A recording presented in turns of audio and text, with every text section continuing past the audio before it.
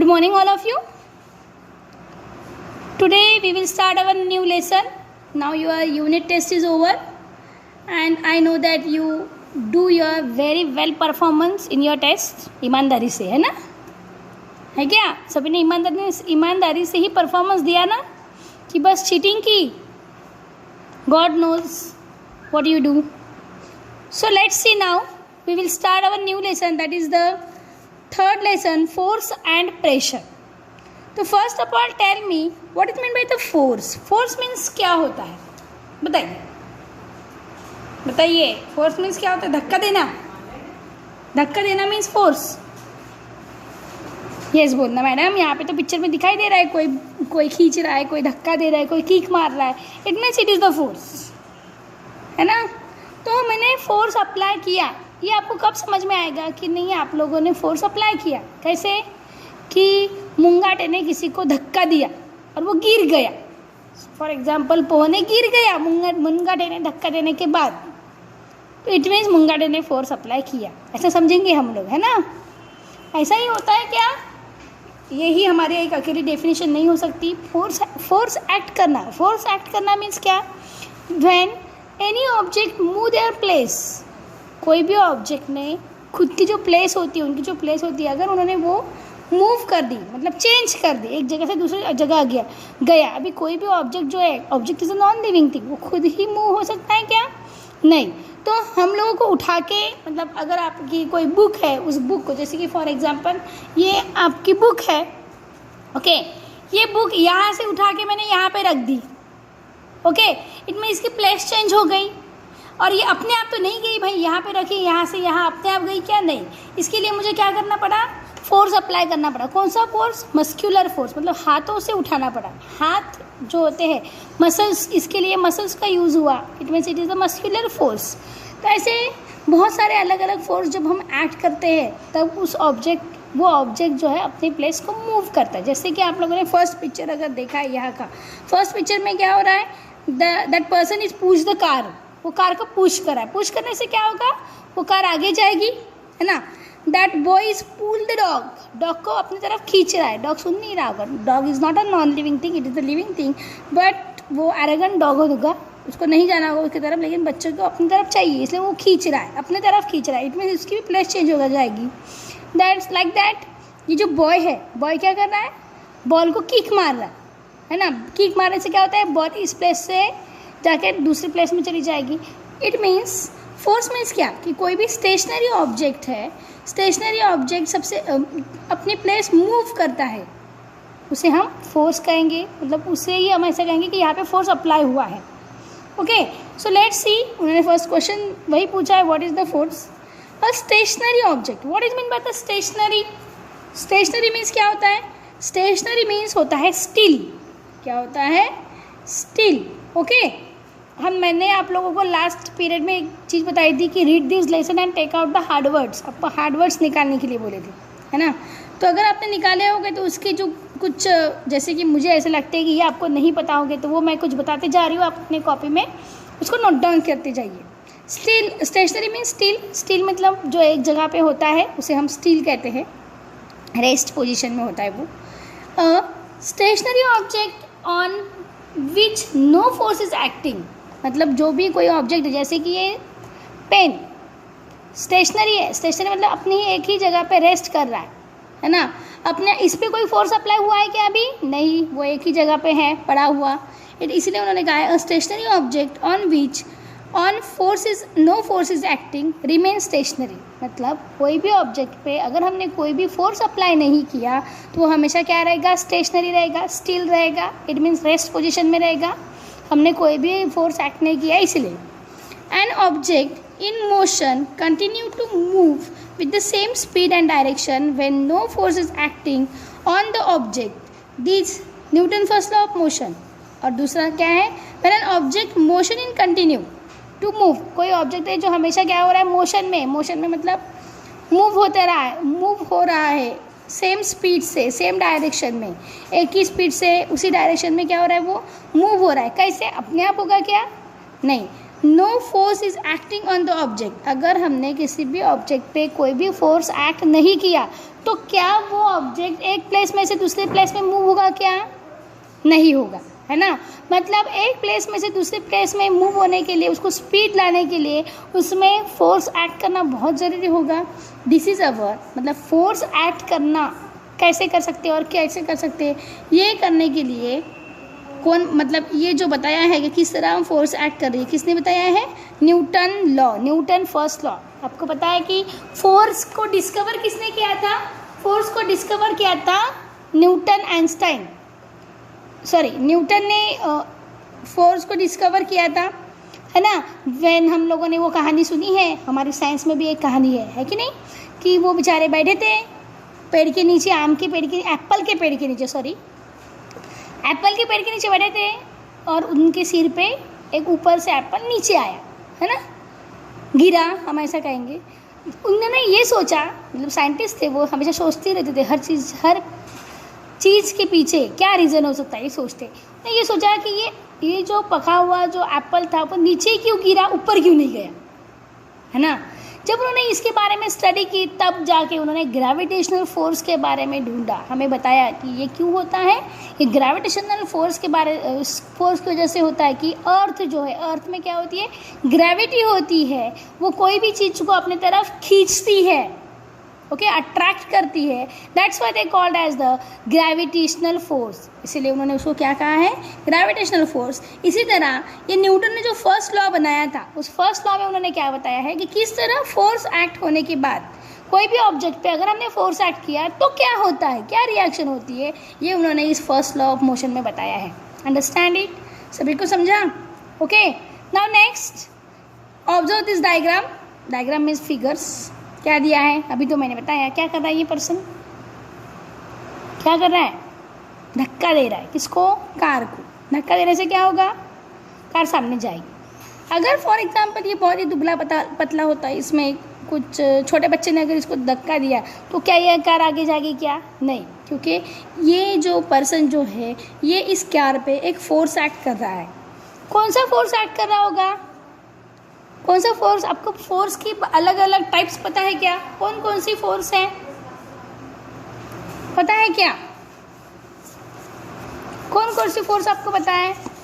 Yes, very good. और चलो हम ही बता देते हैं, कुछ लोगों को भूल गए होंगे बेचारे फोर्स को।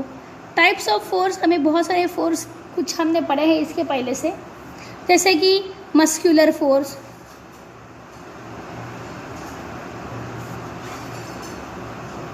और ग्रेविटेशनल फोर्स अभी हमने बताया है ना, mechanical force,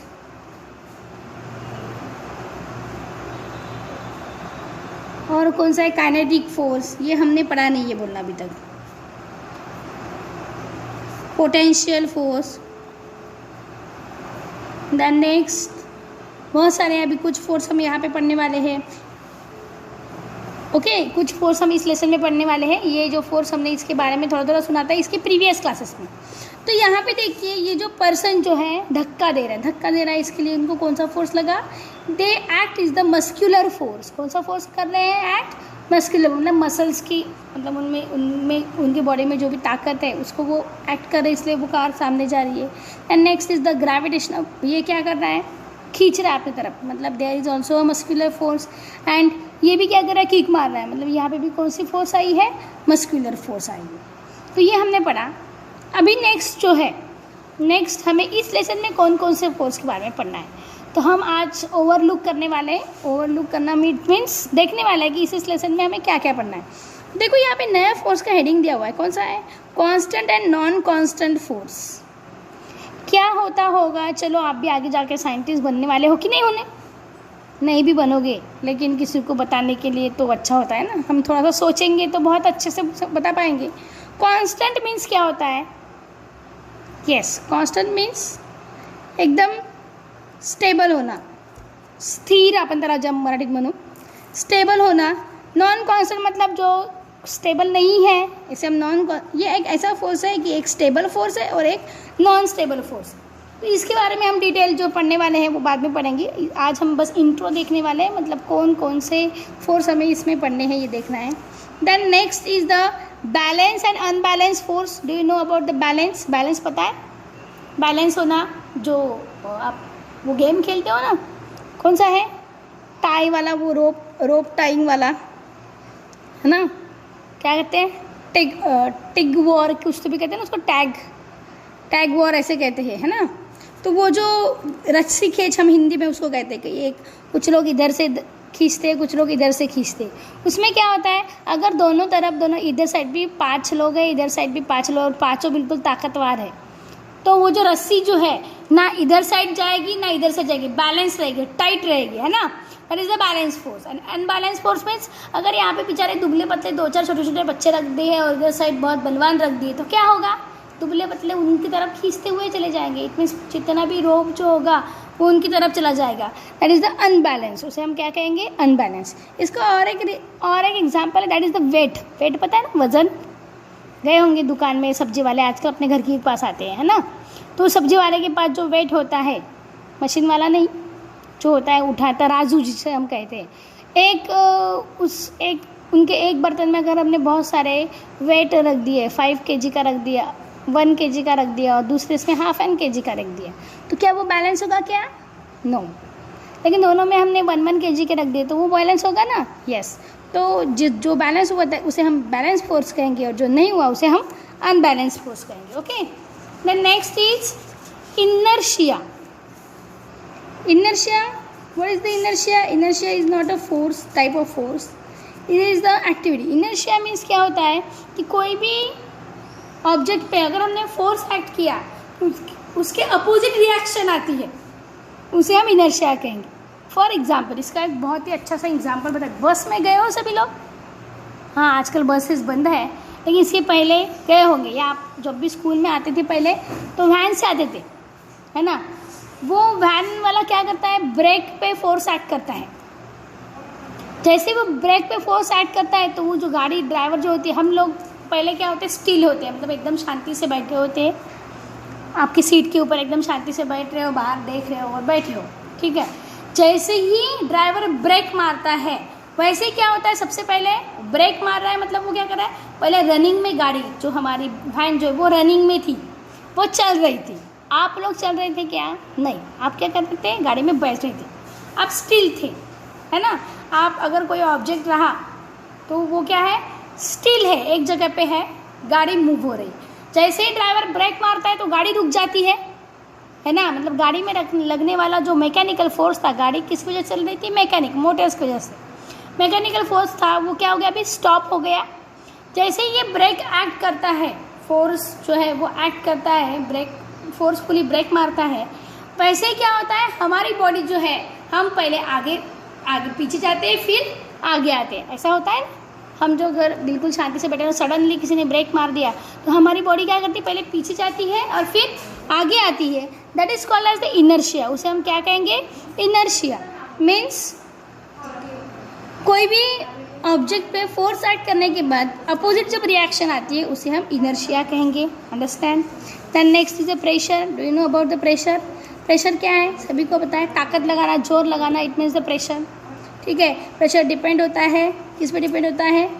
force and area, जिस एरिया पे है, और फोर्स पे कि कौन सी एरिया पे कैसा फोर्स एक्ट कर रहा है, ये हमें इस पे डिपेंड होता है pressure. Then next is the pressure on solid. Solid पे अगर प्रेशर एक्ट किया तो क्या होगा, ये हमें देखना है।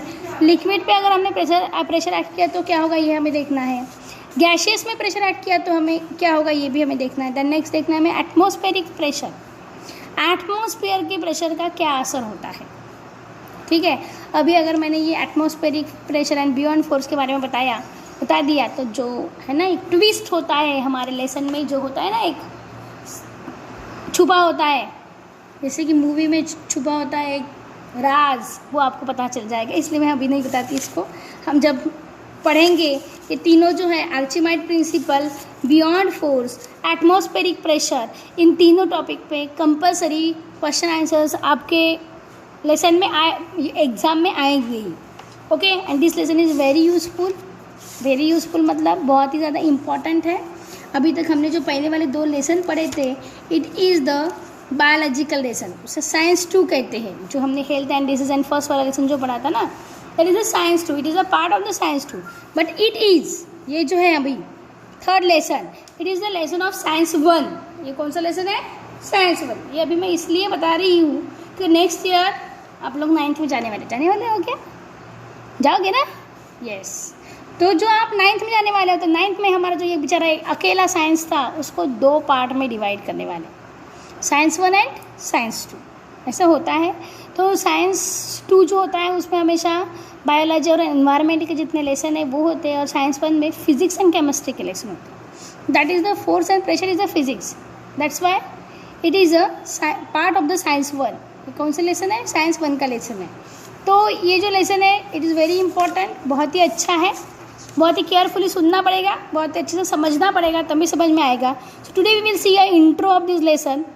Okay, yesterday you read this lesson and you understand what we teach in this lesson, कि हम अभी इस लेसन में क्या पढ़ने वाले हैं, ये अभी आपको समझ में आ गया होगा। Okay, so next period we will start a detail study in this lesson. Okay, thank you, have a nice day.